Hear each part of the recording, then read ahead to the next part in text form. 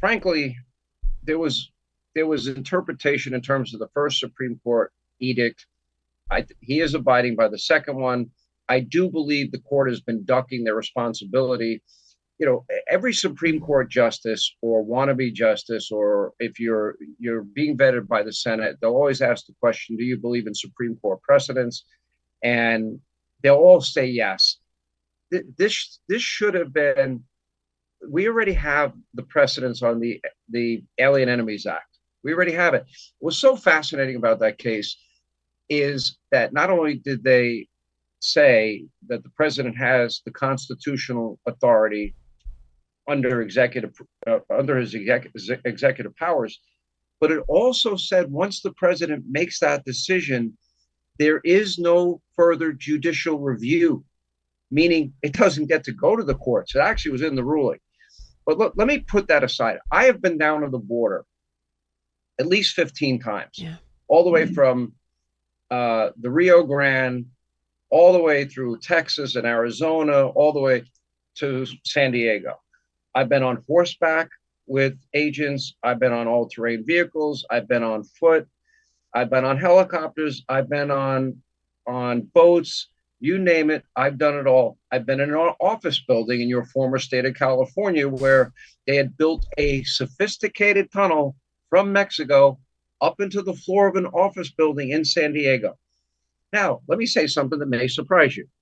Now, I'll never forget, on one side, there was a huge fence, and it was in San Diego, which, by the way, is the Del Coronado not the greatest hotel in the history of mankind? That's like the Breakers in Palm Beach. I mean, only two great places.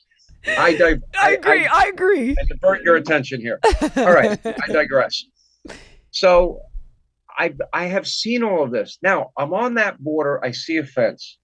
On one side of the fence, you see young children. And I happen to have a heart for kids. You have a heart for kids. I know that. And they're playing in what we would describe accurately in this country as a dump, as a junkyard. I mean, a hole with tires and crap and old refrigerators and metal and garbage. That's right across. I'm standing right there. I have the video of it. On the other side, at the time, it was like 2013, 14, I don't remember what year. On the other side, you got $1 million homes. Now, if I'm the person on the side of poverty where I'm raising my kids and then I'm looking over there saying, boy, that looks like the land of milk and honey. I think I want to be over there. And all I got to do is cross over that border into that country, and maybe I'll be able to have that dream come true for me. If you don't think I sympathize with that, No. I do. Me too. And I don't blame them. It's America's job to secure its borders. But now we've got such a mess. I know people want to focus on one case or another case, but if we don't find these people, get rid of these people, Americans are going to die. I go back to, it's not if, it is when we are going to be attacked, and there is already so much blood on people's hands. And what I don't understand in this entire argument, the Chris Van Hollens of the world, or the four congressmen that went down and their performative art. It's exactly what it is. You know that. Yeah. We have researched, we have not found one instance where they ever called the family of any American by one of Joe Biden and Kamala Harris's unvetted illegals, or the family of somebody, or the family of a victim of crime.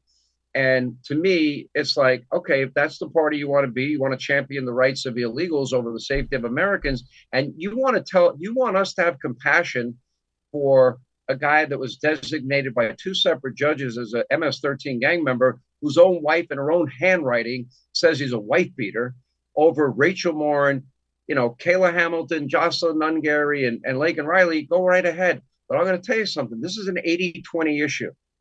And there might be individual cases. And I'll concede your point that you're probably right about this makeup person. You're probably right. However, when we're dealing with 14 million, how do we have time to go through all of that logistically? It's impossible. What I would say to people that want to be here, that were on the other side of the fence, and my heart breaks for them. My grandparents came here at the turn of the last century. They were broke. They had nothing. Both my parents grew up very, very poor. My mom in the South Bronx, my dad in Bed-Stuy in Brooklyn.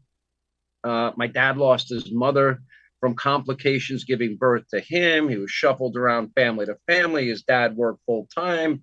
They had nothing growing up. But I know I stand on their shoulders. Then my parents, okay, it was a big deal that I grew up in Long Island, New York, on a 50 by 100 lot with, 3 older sisters and 1 bathroom.